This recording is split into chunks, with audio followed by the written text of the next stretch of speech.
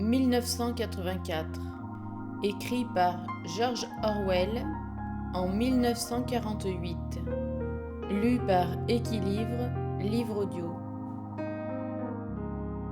Première partie.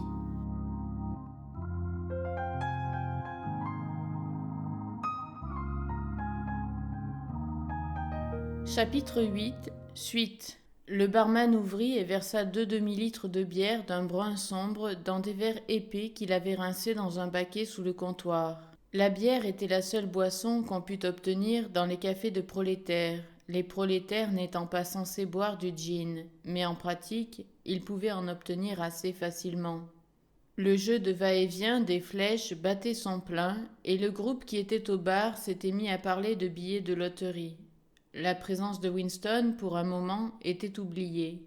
Il y avait sous une fenêtre une table de bois blanc où le vieil homme et lui pouvaient parler sans crainte d'être entendus. C'était extrêmement dangereux, mais en tout cas, il n'y avait pas de télécran dans la pièce. Winston s'en était assuré aussitôt entré.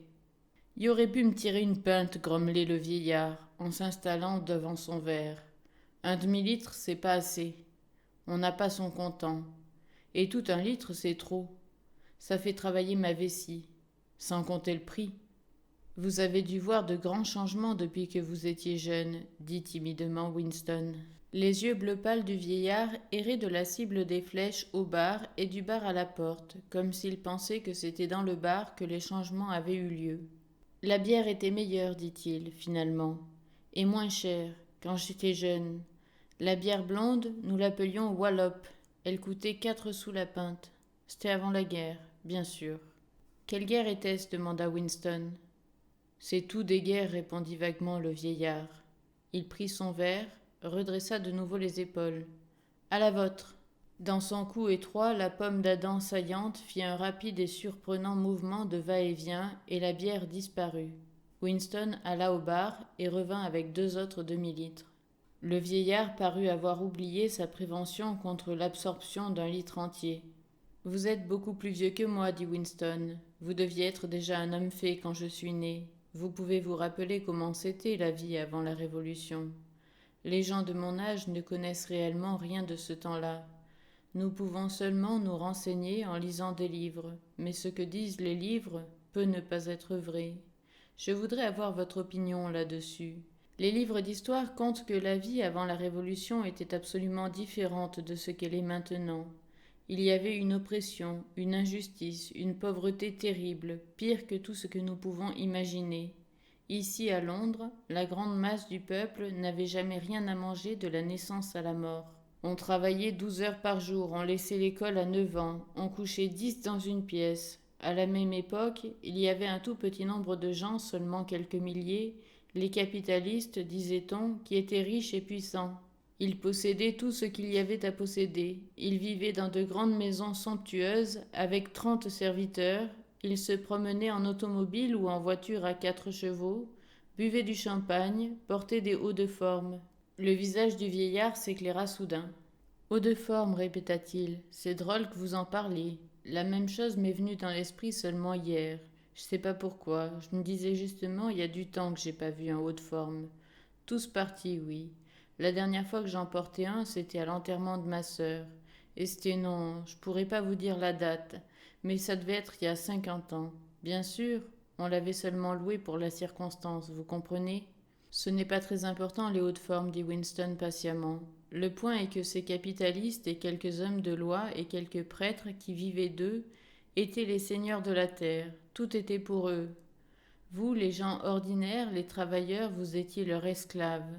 Ils pouvaient faire de vous ce qu'ils voulaient. Ils pouvaient vous embarquer pour le Canada comme des bestiaux. Ils pouvaient coucher avec vos filles s'ils le désiraient. Ils pouvaient vous faire fouetter avec quelque chose qu'on appelait le chat à 9 queues. Quand vous passiez devant eux, vous deviez enlever vos casquettes. Tous les capitalistes ne se déplaçaient qu'entourés d'une bande de laquais qui... Le visage du vieillard s'éclaira encore. Laquais, dit-il, ça c'est un mot que j'ai pas entendu il y a bien longtemps. Laquais, ça me ramène en arrière, vrai. Ça me revient. Oh, il y a combien d'années, je sais pas. Quelquefois, j'allais à Hyde Park le dimanche, après-midi, entendre les types parler. L'armée du salut, les catholiques romains, les juifs, les indiens, Il y en avait toutes sortes, et il y avait un type, non, je peux pas vous dire son nom, mais un vrai bon orateur. C'était éloquent.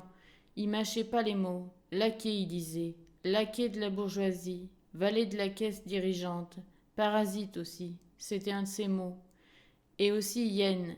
Il les appelait juste des hyènes. Bien sûr, il parlait du parti travailliste, vous comprenez? Winston avait l'impression qu'il jouait aux propos interrompus. Ce que je voudrais réellement savoir est ceci, dit-il. Pensez-vous que vous avez maintenant plus de liberté qu'à cette époque? Est-ce que vous êtes davantage traité comme un être humain? Dans l'ancien temps, les gens riches, les gens qui dirigeaient, le vieillard eut une réminiscence. La chambre des lords, jeta-t-il. La chambre des lords, si vous voulez. Ce que je vous demande est si ces gens pouvaient vous traiter en inférieur simplement parce qu'ils étaient riches et vous pauvres. Est-ce vrai, par exemple, que vous deviez les appeler Monseigneur et enlever votre casquette quand vous les croisiez? Le vieillard parut réfléchir profondément.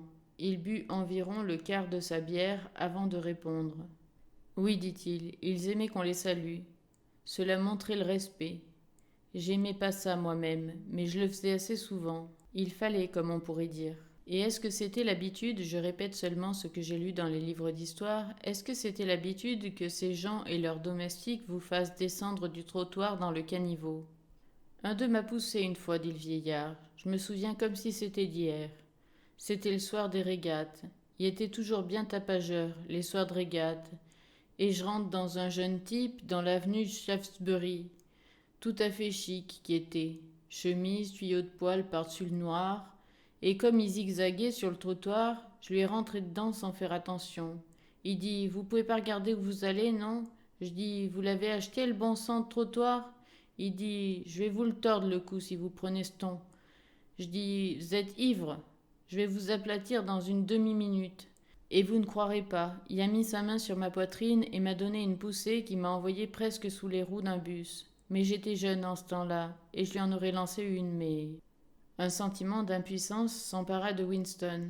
La mémoire du vieil homme n'était qu'un monceau de détails, décombres de sa vie. On pourrait l'interroger toute une journée sans obtenir aucune information réelle. Les histoires du parti pouvaient encore être vraies à leur façon. Elles pouvaient même être complètement vraies. Il fit une dernière tentative. Peut-être ne me suis-je pas exprimé clairement, dit-il. Ce que je veux dire est ceci. Vous avez vécu longtemps. Vous avez vécu la moitié de votre vie avant la Révolution. En 1925, par exemple, vous étiez déjà un homme. Diriez-vous, d'après vos souvenirs, que la vie en 1925 était meilleure qu'elle ne l'est maintenant, ou était-elle pire? Si vous pouviez choisir, préféreriez-vous vivre alors ou maintenant? Je sais ce que vous attendez de moi, répondit-il. Vous attendez que je dise que je voudrais être encore jeune. Beaucoup de gens diraient qu'ils préféreraient être jeunes, si on leur demandait. Quand on arrive à mon âge, on n'est jamais bien. J'ai un vilain chose aux pieds qui me font souffrir et ma vessie est terrible. Elle me fait sortir du lit 6, même 7 fois dans la nuit. D'autre part, il y a de grands avantages à être un vieillard. On n'a plus les mêmes embêtements. Pas de trucs de femme, et c'est un grand avantage. Je n'ai jamais vu une femme depuis au moins 30 ans, vous pouvez me croire. Je ne l'ai pas désirée, ce qui est plus.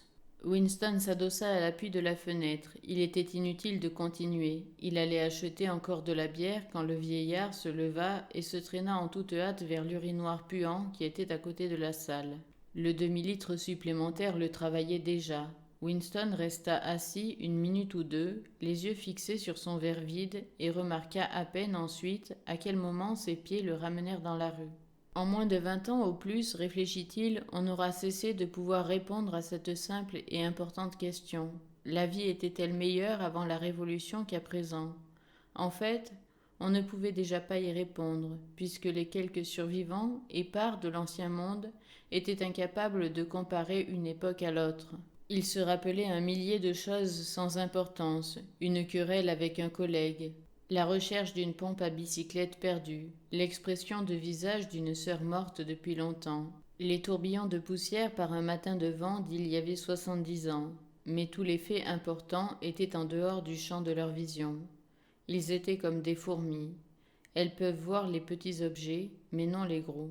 La mémoire était défaillante et les documents falsifiés. La prétention du parti à avoir amélioré les conditions de la vie humaine devait alors être acceptée, car il n'existait pas et ne pourrait jamais exister de modèle à quoi comparer les conditions actuelles.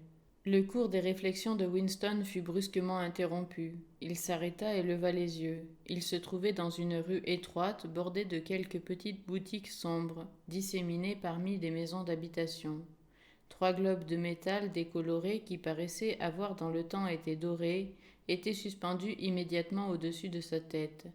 Il lui semblait reconnaître l'endroit. Naturellement, il se trouvait devant le magasin d'antiquités, où il avait acheté l'album. Un frisson de peur le traversa. Acheter l'album avait d'abord été un acte suffisamment imprudent, et il s'était juré de ne jamais revenir dans les environs du magasin. Mais sitôt qu'il avait laissé vagabonder sa pensée, ses pieds l'avaient d'eux-mêmes ramené là. C'était précisément contre ces sortes d'impulsions qui étaient de véritables suicides qu'il avait espéré se garder en écrivant son journal. Il remarqua au même instant que le magasin était encore ouvert, bien qu'il fût près de 9 heures. Avec l'impression qu'il serait moins remarqué à l'intérieur que s'il traînait sur le trottoir, il passa la porte. Si on le questionnait, il pourrait dire avec vraisemblance qu'il essayait d'acheter des lames de rasoir. Le propriétaire venait d'allumer une suspension à pétrole qui répandait une odeur trouble mais amicale. C'était un homme de 60 ans, peut-être, frêle et courbé, au nez long et bienveillant, dont les yeux au regard doux étaient déformés par des lunettes épaisses. Ses cheveux étaient presque blancs, mais ses sourcils broussailleux étaient encore noirs. Ses lunettes, ses gestes affairés et courtois, et le fait qu'il portait une jaquette de velours noir usé, lui prêtaient un vague air d'intellectualité, comme s'il avait été quelque homme de lettres, ou peut-être un musicien. Sa voix était douce comme désuète, et son accent moins vulgaire que celui de la plupart des prolétaires. « Je vous ai reconnu sur le trottoir, dit-il immédiatement. Vous êtes le monsieur qui avait acheté l'album de souvenirs de jeunes femmes. C'était un superbe morceau, certes, verger blanc qu'on appelait ce papier. On n'en a pas fabriqué comme cela depuis, je puis dire 50 ans. Il regarda Winston par-dessus ses lunettes. Désirez-vous quelque chose, ou voulez-vous seulement jeter un coup d'œil? Je suis entré en passant, répondit vaguement Winston. Je ne désire rien de spécial. Tant mieux, dit l'autre, car je ne pense pas que je pourrai vous satisfaire. Il fit un geste d'excuse de sa main à la pomme grassouillette. Vous voyez comme c'est. On pourrait dire un magasin vide. De vous à moi, le commerce d'antiquité est mort. Plus aucune demande, plus de marchandises. Meubles, porcelaine, verre, tout s'est cassé au fur et à mesure. Et naturellement, la marchandise en métal, en grande partie, a été fondue. Il y a des années que je n'ai vu un bougeoir en cuivre, des années. L'intérieur étroit du magasin était en fait bourré jusqu'à être inconfortable, mais il n'y avait presque rien qui eût la moindre valeur. L'espace du parquet libre était très réduit, car tout autour, sur les murs, d'innombrables cadres poussiéreux étaient empilés. Il y avait en devanture des plateaux d'écrou et de boulons, des ciseaux usés, des canifs aux lames cassées, des montres ternies qui n'avaient même pas la prétention de pouvoir marcher, et d'autres bricoles de tout genre. Seul un fouillis d'objets dépareillés et de morceaux qui se trouvaient dans un coin sur une petite table, tabatière laquée, broche en agate et autres, pouvait contenir quelque chose d'intéressant. Winston se dirigeait vers la table quand son regard fut attiré par un objet rond et lisse qui brillait doucement à la lumière de la lampe. Il s'en saisit. C'était un lourd bloc de verre, courbe d'un côté, aplati de l'autre, qui formait presque un hémisphère. Il y avait une douceur particulière, rappelant celle de l'eau de pluie, à la fois dans la couleur et la texture du verre. Au milieu du bloc, magnifié par la surface courbe, se trouvait un étrange objet, rose et convoluté, qui rappelait une rose ou une anémone de mer. « Qu'est-ce que c'est » demanda Winston fasciné. « C'est du corail » répondit le vieillard. « Il doit provenir de l'océan Indien. On l'encastrait d'ordinaire dans du verre. Il y a au moins 100 ans que cet objet a été fabriqué, plus même d'après son aspect. »« C'est une superbe chose, dit Winston. »« C'est une belle chose, approuva l'autre, mais il n'y a pas beaucoup de gens qui le diraient aujourd'hui. » Il toussa. « Eh bien, si vous désiriez par hasard l'acheter, il vous coûterait 4 $. Je me souviens d'un temps où un objet comme celui-là aurait atteint 8 livres, et 8 livres c'était, je ne peux le calculer, mais c'était pas mal d'argent. Mais qui aujourd'hui s'intéresse aux antiquités authentiques, même au peu qui en existent encore? Winston paya immédiatement les 4 $ et glissa dans sa poche l'objet convoité. Ce qui lui plaisait dans cet objet, ce n'était pas tellement sa beauté que son air d'appartenir à un âge tout à fait différent de l'âge actuel. Le verre, doux et couleur d'eau de pluie, ne ressemblait à aucun verre qu'il eût jamais vu. L'apparente inutilité de l'objet le rendait doublement attrayant. Winston, pourtant, devinait qu'il devait avoir été fabriqué pour servir de presse-papier. Il était très lourd dans sa poche, mais heureusement, la bosse qu'il formait n'était pas très apparente. C'était un objet étrange, même compromettant pour un membre du parti. Tout ce qui était ancien, en somme tout ce qui était beau, était toujours vaguement suspect. Le vieillard, après avoir reçu les 4 $, était devenu beaucoup plus enjoué. Winston comprit qu'il en aurait accepté 3 ou même 2. Il y a une autre pièce là-haut qui pourrait vous intéresser, dit-il. Elle ne contient pas grand-chose, quelques objets seulement. Nous prendrons une lampe pour monter.